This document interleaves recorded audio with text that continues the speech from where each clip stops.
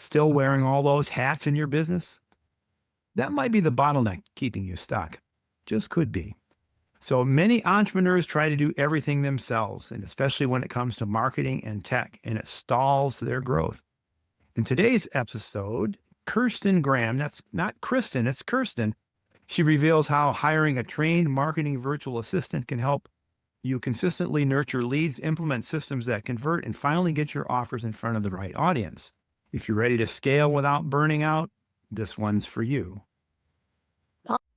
Welcome to the Lead Machine Growth Show, where you will discover how to tackle your tech, master your message, and design your dream. Paul Guyon, the mastermind behind the Lead Machine, introduces you to trailblazers who inspire you to implement life-changing solutions and systems you can model to nurture your leads and get your offers seen by your ideal clients who will invest in themselves and you. Be sure you visit our website at www.leadmachinegrowthshow.com. While you're there, subscribe to us via your favorite network. Now, tune in and get ready to transform your vision into reality. Welcome to the Lead Machine Growth Show. I'm Paul Guyon, your host, lead machine coach and founder of the Lead Machine Marketing Group and Mastermind. And I'm dedicated to helping you tackle your tech, master your message, and design your dream. So whether you're just starting out or you want to take your business to the next level, let's get this conversation started and turn your dreams into reality. So Kirsten understands that time is the most valuable asset for business owners, and that's why she helps them transition from being invisible to gaining visibility with the right audiences.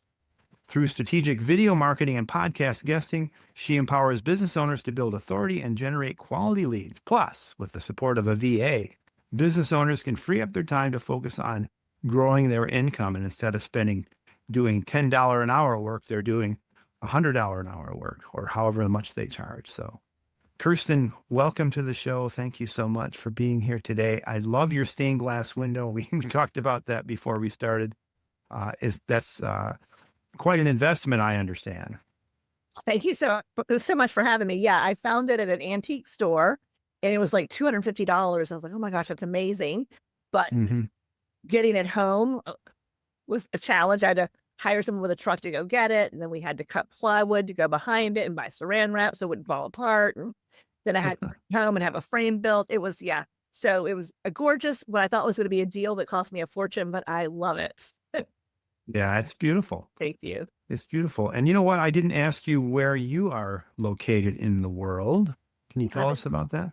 Yeah, I'm in Sarasota, Florida. So part of the Tampa Bay. Yeah. Okay. All right. Is it warm there today? Always. Always. Yeah. It's either warm or hot. So it's probably hot outside. I just haven't even been out today. Yeah. Yeah. Yeah. It's in the 70s, mid 70s here in Traverse City, Michigan, northern Michigan. And so it's kind of pleasant. That's perfect weather, right? Yeah. Yeah, it is. So let's start with your story. You believe trying to do everything yourself keeps business owners stuck. What shifted you? And I imagine you might have been there at some point. And how did outsourcing move you forward? It's a long, windy road for this story. My background is actually mortgages and real estate as a whole. I started selling real estate in the late 80s. I eventually moved to the mortgage side. I went on to a mortgage company and a title company. And of course, I had processors and loan officers and a pretty big staff. So in the businesses that I've had in the past, I've always had people in the office. But what happened was I did a lot of loans for self-employed people, and I would see their personal tax returns and their business tax returns. And then they would reach out and say, hey, can I take you to lunch to pick your brain? And that kind of led me into mentoring other business owners for a little over a decade. And then I ended up starting a coaching practice. I'm very part-time while I was still in the mortgage business. And one of my early on clients, who's actually now my business partner, was Jean Wilson. And she she just started a digital marketing agency. And that's back when Facebook first came out with fan pages. It's back local businesses were just understanding what blogging and email marketing were. So what happened was we did some focus groups, and then she created some awesome classes to teach business owners about those tools for marketing their businesses. And then Uh-huh. quickly she got busy because everyone wanted someone to do it for them. So that Mm. led us into outsourcing. I said to her, and this is 17 years ago, I said, I've read books about outsourcing. Would you want to try that? She said, well, if you'll help me. So that kind of led us down this road of building her agency digitally. And then I started helping other clients outsource. I've helped law firms hire medical records people, intake specialists, CPA firms hire bookkeepers, CPAs, and accountants. So it just kind of started becoming part of my one-on-one coaching practice. Hmm. And today, is that what you're focusing on most? Is the virtual assistants, or are you focusing on kind of a hybrid of those things? Yeah. So with Jeannie and her marketing agency, we all know marketing's changed over many, many years. It used to be you could have an agency, you do all your social media posting and send out your emails. But now more than ever, it's important for us to show up. Like you and I were speaking earlier about visibility, Hmm. because it gives us visibility, which I think is even more important with AI becoming, so prevalent. People want to see, Yeah. they want to get to know you. Video builds that know, like, and trust. So Jeannie and I started talking about the challenges the small businesses have with creating their own content. And so we partnered and we actually have a program where we help our clients create a video strategy or a podcast strategy. We help them start to finish, get confident and comfortable on camera. And then what we do is we actually pair them with a virtual assistant who takes care of their video editing, audio editing, all of the graphic design, scheduling and posting their social media posts, taking care of sending out their emails, replying to comments on social. So we really leaned into helping that business owner get support rather than having to do it yourself. Even if you use AI, you still have to participate in getting those things done. And Yeah. that was kind of our journey. Yeah. And you mentioned AI, and you're right. A lot of people say, yeah, well, AI can just write your content for you. But when you talk about visibility and you mentioned people want to connect with you, they don't want to connect with your AI agent or your avatar. They really want to say, they want to know, they want to hear the ums and the ahs, and because that way that they know that they're really talking or really connecting with you. So first of all, how do you, what does a marketing virtual assistant do, and how differs is that from a general VA? Okay. Well, since we had started outsourcing a long time ago, I like to say we have made every mistake under the sun with Hmm. we hired in 5 or 6 different countries. But the biggest thing is often business owners want a magic unicorn. They want to hire a Hmm. virtual assistant who can take care of their bookkeeping and their video editing and their admin task and, keep their tech up and running. Well, the reality of all of those are very different skill sets. So we really encourage our client to hire people specifically with both hard and soft skills to do a specific job. So in this case, our team, we actually interview and vet marketing virtual assistants. They need to be skilled with video editing. They need to have graphic design skills. We want them to be something they're really passionate about. We want them to be confident with social media. So what happens is once we've interviewed and vetted them, they go into a paid internship with us. Because the other reason why I think business owners fail with, one, not making the right hire because you want somebody who can do everything. The second thing is most business owners are terrible at documenting workflows. So Hmm. standard operating procedures. We always say Yeah. SOPs aren't sexy, but they're the backbone of building a stable business. So we have really strong SOPs from Jeannie's agency days. So the virtual assistants are Oh, okay. on our workflows and everything that has to be done, every step that needs to happen, not only to get the video edited, but to get it uploaded and make sure the SEO is correct on the back end and all the best practices for YouTube have been done, that the audio is clean before it gets sent over to Apple and Spotify. So Hmm. we're looking for people who really are just focused on marketing. That's what they love doing. They're skilled at all of those things. Once a marketing virtual assistant graduates out of our program, then they get to go to work for a client. And this is where we're very different. With our bookkeeping virtual assistants, our software virtual assistants, and our marketing virtual assistants, we don't act as an agency. We generally are all about hiring. So in this case, let's say you were taking on a marketing virtual assistant. Once they Hmm. graduated, they go to work directly for you. So they're on your payroll, they're on your team. And there was a couple of reasons for that, but primarily we wanted to empower the smaller business owners to understand the benefits and what it's like to build a team. And you really, in my opinion, you can't do that when you're hiring somebody that's working for an agency, because that person works for the Yeah. agency, not really for you.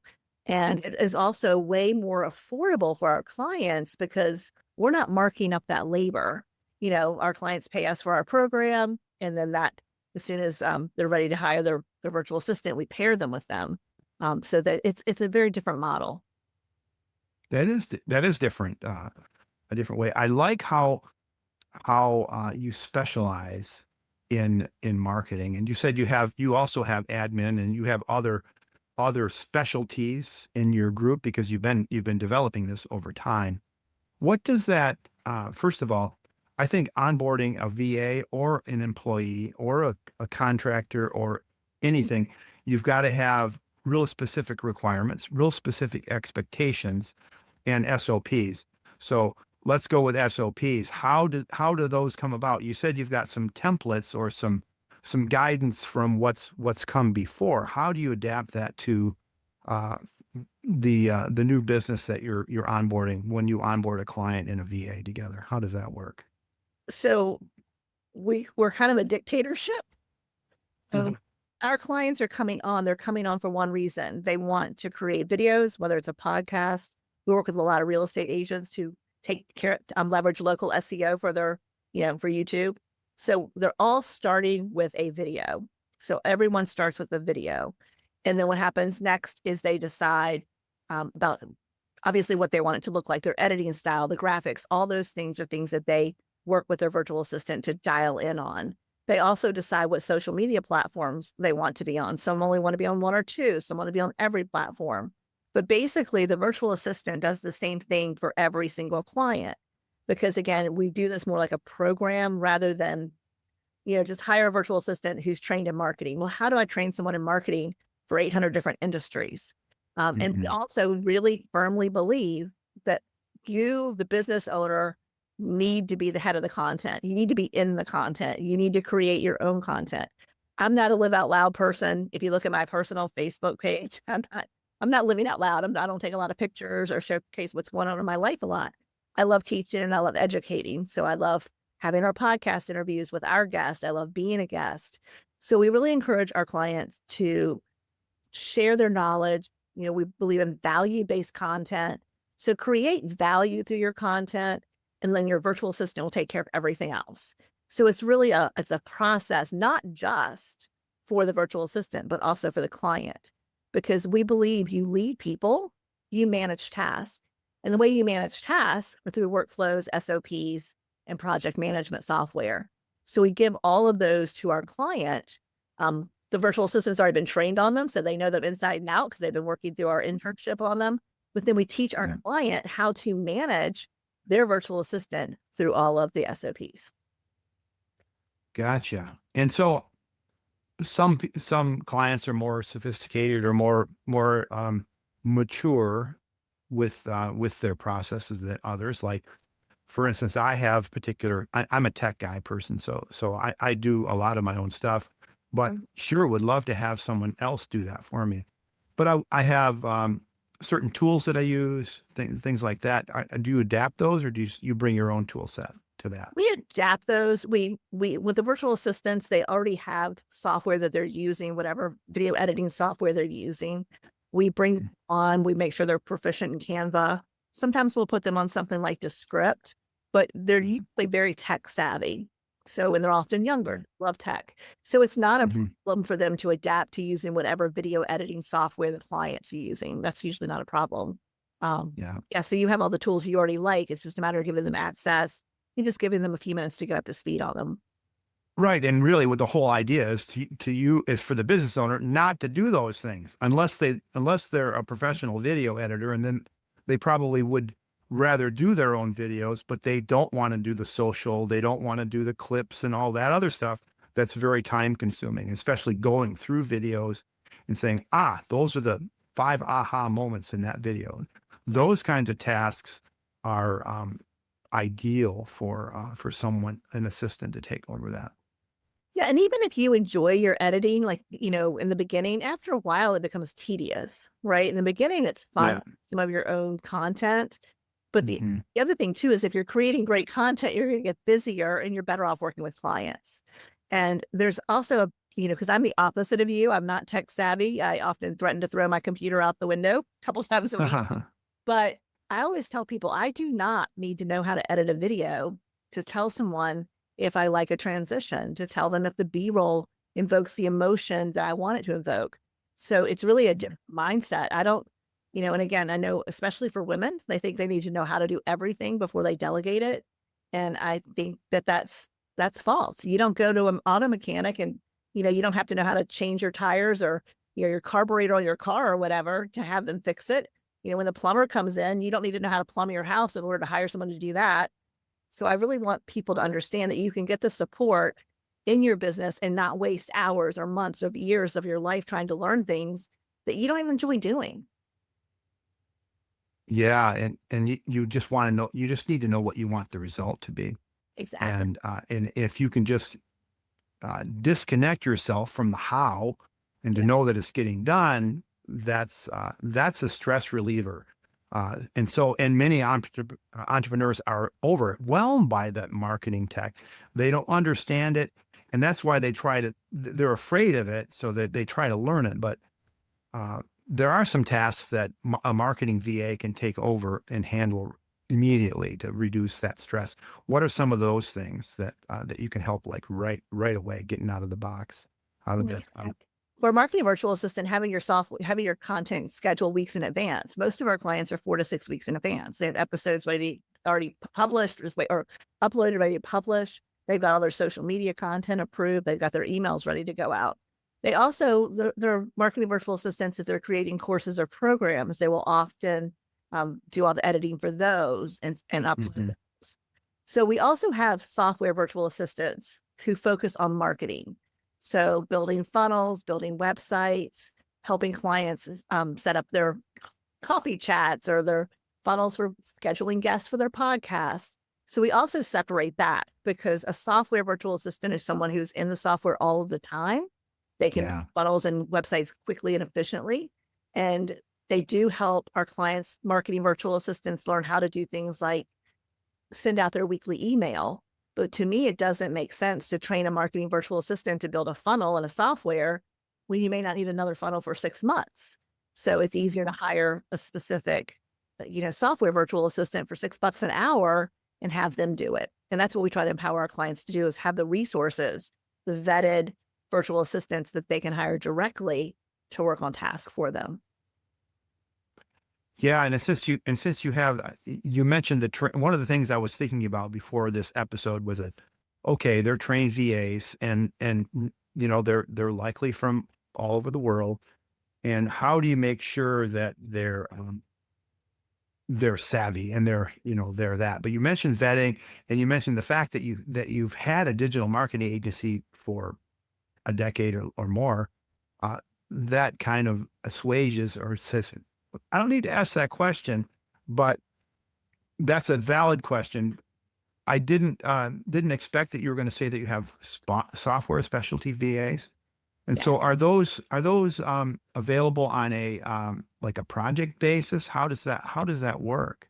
Sure. So years ago, almost 4 years ago, we were using Go High Level, and we Mhm. wanted to start sharing our funnels into clients' accounts. And at the time, you couldn't do that. So Sean talked us into kind of going with the white label version. So we did that.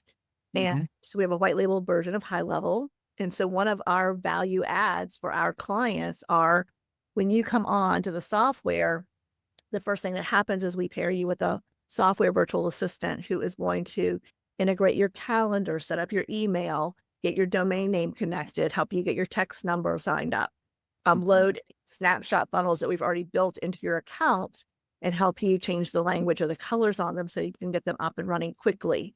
So we do that on our dime because we have our software VAs on salary for us. And then Mhm. after that, our clients can hire those same virtual assistants to help them. So if it's just a quick little, I need some support at this, it's a couple hours, they can just hire them directly. If they want something bigger, like a larger funnel built or a website, we'll have them fill out a form, get an idea of what they want. so that we can make sure we can price it so they know what the cost is going to be. We want to avoid, one, the client being surprised by what, it's going to cost to build out a funnel or a website. Two, we also want to make sure that the client doesn't have like scope creep, where everything's constantly changing and they want more and more and more, which isn't really fair to the team. So a little bit of Yeah. both. So yeah. Yeah.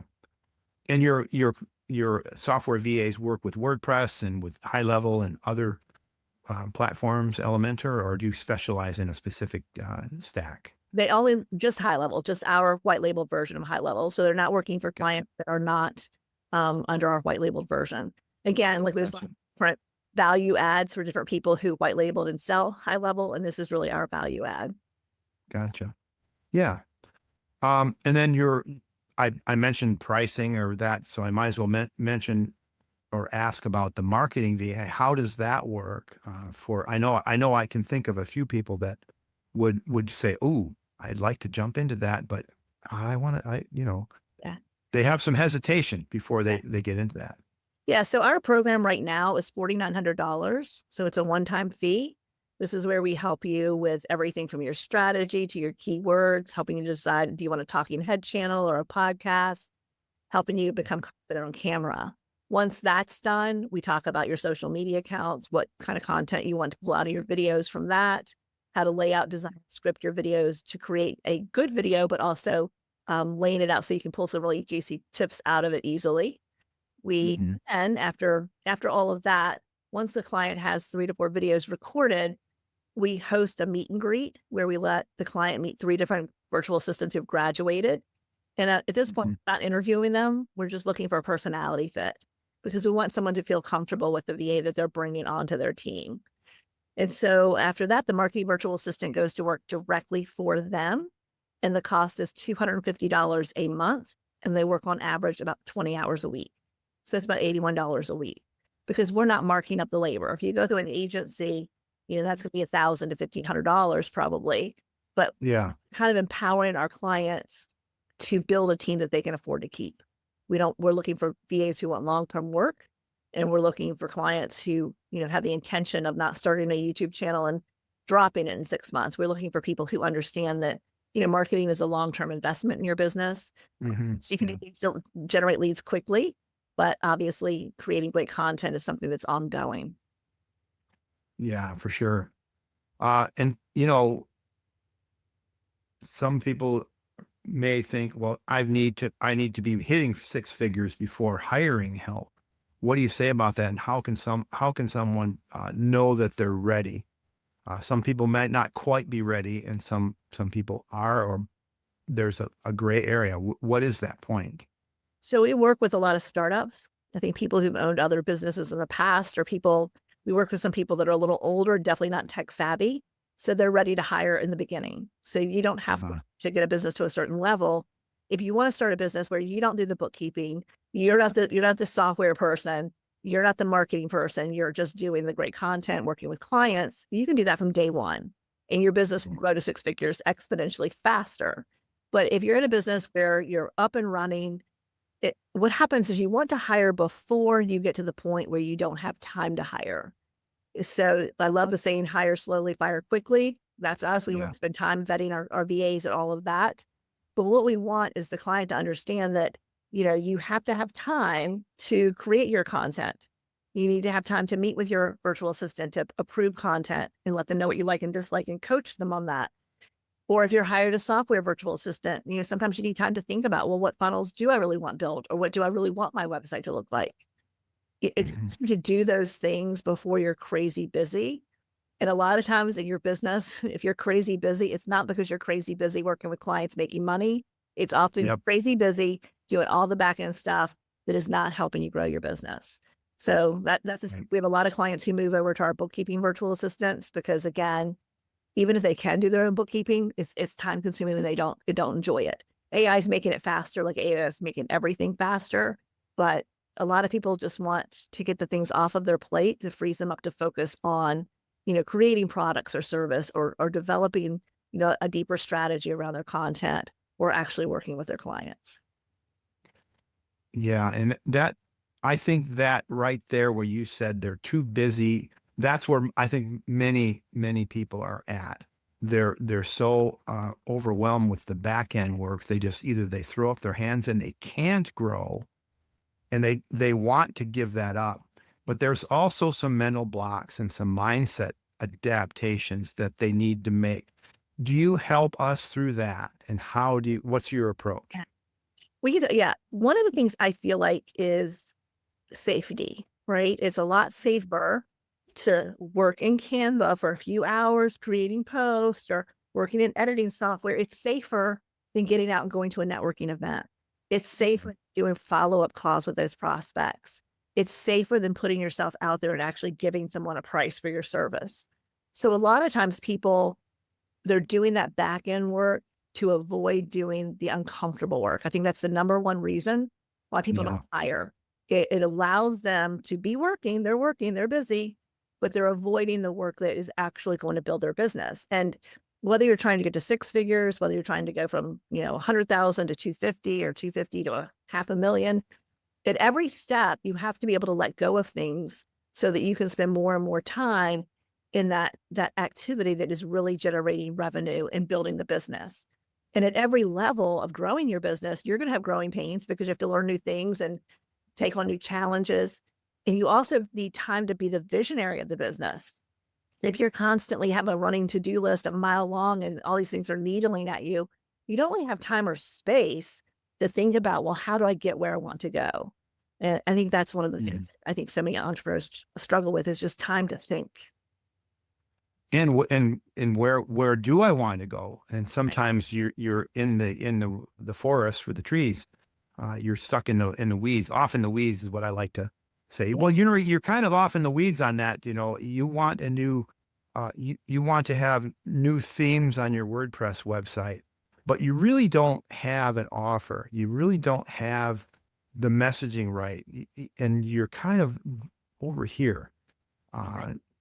Those are some mindset blocks, and you're right. It is easier to kind of just say, well, I've got to get this website done, or I've got to get this landing page done before I can have a conversation with the person. When in reality, you really can have a sales conversation, and it's you that they're in most cases for service providers. It's you who they don't have to go through your funnel if you're already on the phone with them, right? Well, the other thing too. Sorry, Paul, go ahead. No, go ahead. No, go ahead. The other thing is fine. I feel like it's so interesting because we think about online businesses and offline businesses. And in this day and age, there's really no such thing as online or offline businesses. No. Walmart has a massive, website that sells tons and tons and tons of stuff, but they still have locations. So what I want to empower a lot of business owners to know that is if you live in a halfway decent sized town, there's $1 million in your own backyard. So you could spend hours or months or years trying to figure out how to market online and go very, very broke, or you can get out and do some networking and pound the pavement, generate revenue, and then start to outsource things that you could outsource. For example, like really high-end copywriting. I wouldn't necessarily hire a virtual assistant to do that. And AI can do some of it, but we all know a really skilled copywriter is worth their weight in gold. And so being able to have someone who can really help you with wording and all your copy and things like that, it's a great way to spend your money if you're bringing money in the door. So yeah, and I think there's also a myth about online marketing. I call it marketing. I think there's a myth about online marketing that is cheaper, that it certainly can be faster if you got a lot of things aligned, like your audience and your messaging, and in a way to reach them. It's a myth, and so many people they want to buy a list and do an email blast because that's they don't have to hire someone to do outbound calling, and that's just not the way it is. So how do your virtual assistants become part of the team where they're the voice of the company? And if they're going to be doing any outbound calling or just responding to messages, there's that integration of your personality and what your goals and values and those kinds of things are. How do they assimilate into that culture? Yes, we really don't work with virtual assistants that are doing outbound or inbound, taking inbound calls. So with our Okay. marketing virtual assistants, after they've watched enough of your content, they know your personality. So it's really easy to write captions, and we teach them specific AI prompts and things like that that can help them. So when all of your marketing content is coming from you, it's easy to make sure it sounds like you. Yeah, that's true. And it's easy for them to really master your voice, and that makes it easier for them to reply to comments on social. And they're smart enough to know what things they need to bring to you. Hey, I'm not sure how to reply to this. Sometimes you want to jump in because it could be a possibility if you jumped in right away, there might be an opportunity for a sale there. So you want to make sure that you are monitoring that. As far as the software virtual assistants, again, they're building the back end. Our clients need to have their content for their websites. They need to know what they want on that landing page that they're building out. So we're really staying in our lane. I guess that's what I would say we do best. We stay in our lane. So software virtual assistants are doing the tech end.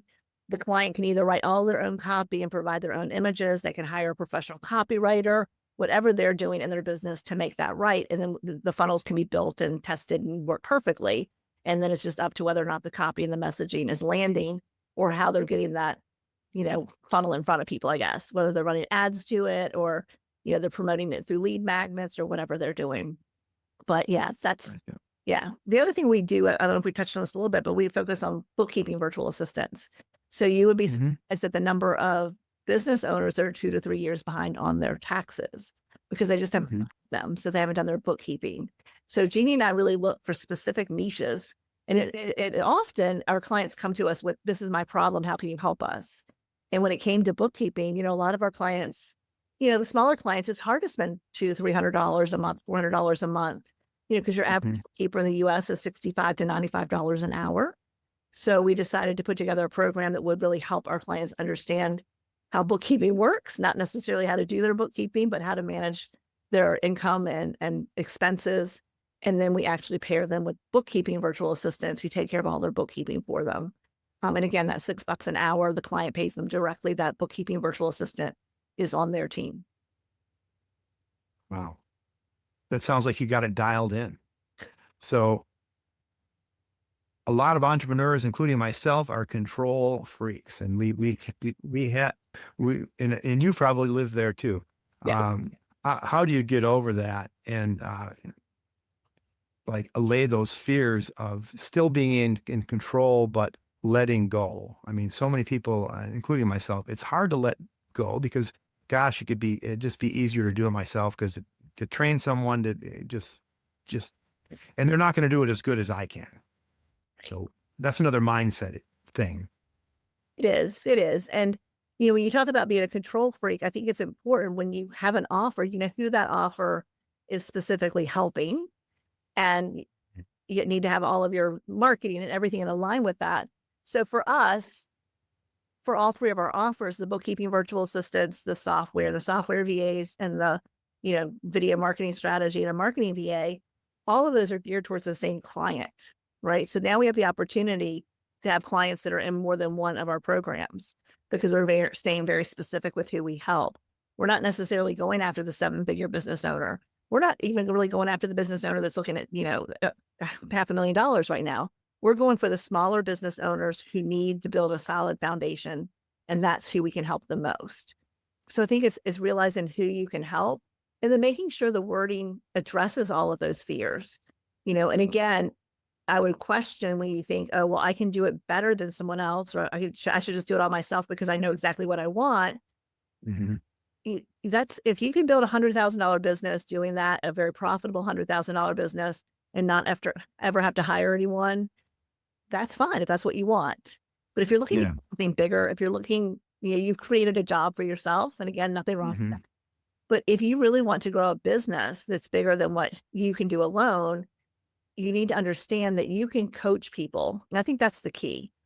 Are you capable of coaching someone on how to do things the way you want it done? Have you documented your standard operating procedures step by step of how you want things done? If you can do those things, that's a fear you should never have. You can do it better yourself. Yeah. It's still a leap of faith though. But I like how you you work with the customer or with the client to develop SOPs, which is so vital. So many of the clients I've worked with don't have that. They actually do have an SOP, but it's all stored up here. And to get from here to there is easier, I think, when you're working with someone who's done it before and who can help pull that out of you. So is that kind of the approach that you take is to pull it out of them? Well, for everything we do, everything's already documented. We're giving our clients the SOP. Right. That's right. So That's right. because they're tried and true, they're tested. You don't create an SOP and it's perfect right away. No. You work through the process and you improve it. And when it comes to marketing and software, things that change, those processes have to be updated. Those SOPs need to be updated on an ongoing basis. So we really provide our clients with the SOPs for our software, for the bookkeeping VAs, and for the marketing VAs. But what's been really interesting, and it was really fascinating to me, was how many people, once they really learned to manage, let's say their marketing virtual assistant through all of our SOPs and workflows, that they would say things like, I've heard about SOPs. I've kind of looked it up. I didn't know where to start. I didn't know what to do. But now that I'm using this, I've been able to take your model and create SOPs for lots of different areas of my business. So for a Right. lot of clients, they can take what we've done because it's so detailed and once they understand how managing a person through it, the workflows works, then they can start thinking about, okay, well, I want to start setting up this process so that eventually I can hire someone to do XYZ for me or ABC for me. And then they have that power to do that. Yeah, and plus giving them those templates and that idea, that mindset, that structure can position them to become clients for and do your different programs because they know what they're going to get. Yeah. Which is really powerful way of doing it. A couple things I wanted to get to the podcast, but rinse and repeat is one of the things that I like to teach. It's really simple to understand. It's from the shampoo. I don't do it that way. I shampoo once, but it's rinse and repeat, and that's so they can buy more shampoo. But rinse and repeat is a real powerful business concept that I like to teach because you have to iterate through your processes. You have to measure things so that you can improve them, and the only way you can do that is to have a structured way of having a process, an SOP in this case we're talking about, and being able to measure it and then to go back and change it. Is that something your VAs are trained to help do to give you feedback on how things are working?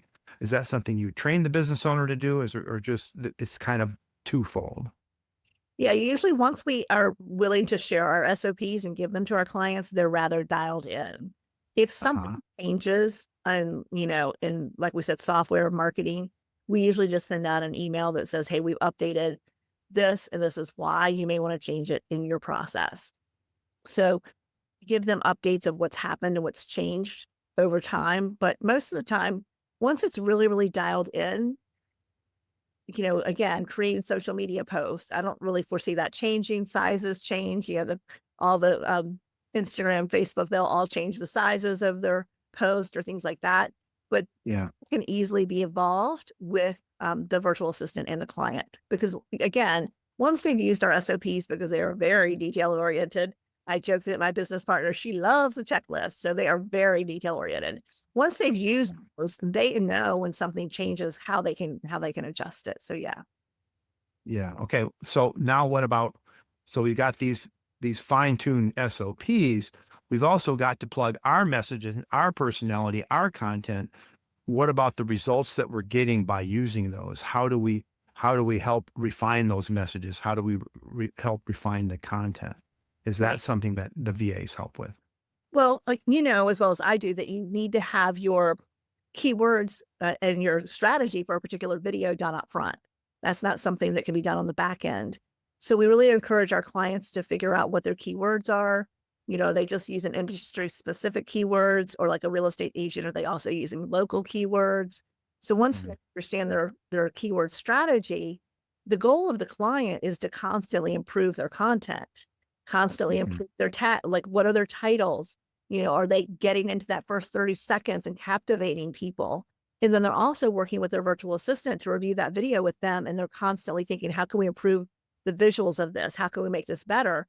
And that's so much more fun to do collaboratively. That's so much more fun to do with someone else. And that's what we hear all the time. Yeah. I love meeting with my VA, that she comes up with ideas I would have never thought of, or we really started to dial in what we want our B-roll to look like. And I'll give an example. So 80% of our clients are women, about 20% are men. None of them are in corporate America. And someone had put some B-roll in one of our videos a while back. I mean, actually years ago, to be honest, years ago. But it was guys walking, like men in suits walking down Wall Street. And so the conversation was, well, who does that video speak to? And what emotion is it invoking? And then we had a conversation around it. Our clients are 20% men. They're not wearing suits, 80% women. So when you're picking B-roll, when you're picking images, you want those images in that B-roll to talk to your ideal client. You want it to move them emotionally. That's the whole point of, adding those things to our videos. So we teach our clients those things so that they're equipped to manage and coach their virtual assistant. Yeah, and that's what I was digging after. Not that the SOPs are going to change, the results are going to change. And you can have the best SOP possible in the best posting schedule and all this stuff. If your content sucks, Right. if you don't have your message dialed in, which is, part of what I teach, those aren't going to be effective. And we're talking about from being stuck to scaling and not doing so there's not doing everything yourself. Right. That's okay. We've got that. So there's the stuck to scaling part. And that's what I was trying to get at was, okay, how am I going to get better results? And meeting with my VA and having them suggest things because they're watching when I'm selling. Yes. They're watching when I'm selling. That's what we want. We want you or your team to be selling so that we can go and scale and get past the to high six figures or seven figures, on our way there. So the only way that we can do that is to have watchful eyes watching the results. And if that's what you're saying, then that's what I would want as a business owner, is to have that kind of, if I hire a marketing coordinator to be on my team and a W-2 employee, that's what I would expect. I would expect the same thing out of a VA. It was just a different model of paying them or reimbursing them. Absolutely. And if you think about it, when it comes to creating content, as a business owner, if you're running around like a chicken with your head cut off, doing all your bookkeeping and, doing everything in your business, when do you have time to really sit down and think about the strategy for that video? This is the Never. title I want to use. These are the main points I want to use. Where do I want to put in the subscribe? Do I need to create a new lead magnet for this that would really grab people and want to make them want to opt in for this? Mhm. Is when the business owner has that time, they can work on making the video better on the front end. And then obviously the trickle down results will be better, conversations with your virtual assistant about what you want it to look and feel like, and then creating content from that that's going to attract that ideal client and get them to opt in for that lead magnet or book that call or whatever the CTA is. Right. And so your service is not just providing a body to do some tasks that you've got to figure out. It's a whole strategy. It's an iterative process, and you've got a number of different types of services that helps a business owner in different ways.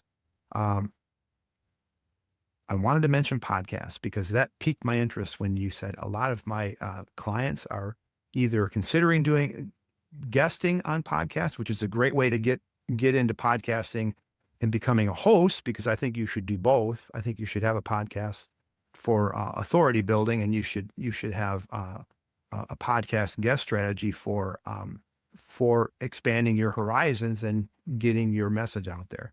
So you focus a little bit on that in your guest intake form. So tell us about that and why that's so important to have a business implement a podcast guesting strategy. Okay, yeah. So you were asking me about how I found you today when we first started chatting, and I'm like, Yeah.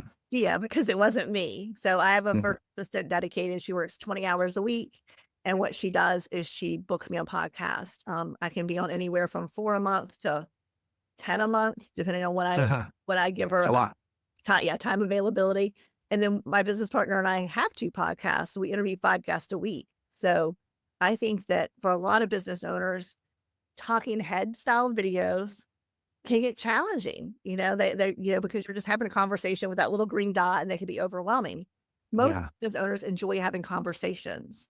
So hosting a podcast with guests allows you to bring people on, have great conversations that will help you and your audience find that guest may become your client. You may become a client of the guest. You might find a collaboration partnership with that guest.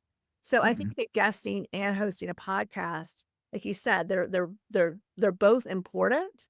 And it just depends on, where you feel like you'd like to start. I think it's easy if you have a podcast to start getting invited on other people's podcast. So when you're inviting, do you get that a lot? Hey, I love being on your podcast. When you come on my podcast, that kind of thing. Yeah. So they definitely go hand in hand. So, and that's part of your strategy when you bring people, when you start up, you talk about that and you discuss those things and how they can approach it. Do you help them with their lead generation strategy with podcast guesting as well? We do. We talk about, obviously, if you're going onto a podcast, what is the topic, what's your strategy, what's your call to action? It's not likely, but possible, because we all had it happen where someone will watch this episode of the podcast. They'll go to the YouTube channel, and they'll go to my website and book a call with me and chat with me about what we do. More likely, they'll sign up for a lead magnet because, they want to kind of move one step closer, not necessarily jump into the deep end. Right. You need to have a strategy around that. And then also with the guest, making sure you're taking time to get to know your guest or the host if you're being a guest, because again, there's so much synergy and collaboration between podcast host. Yes, it's amazing. I think that's one of the things Jeannie and I both love about podcasting is the true commitment to help each other. There's such a great camaraderie among podcast guests and hosts. And, we've been going to Podfest for a few years in Orlando in January, and you just meet amazing people. And I think there's something special about podcasting as a whole.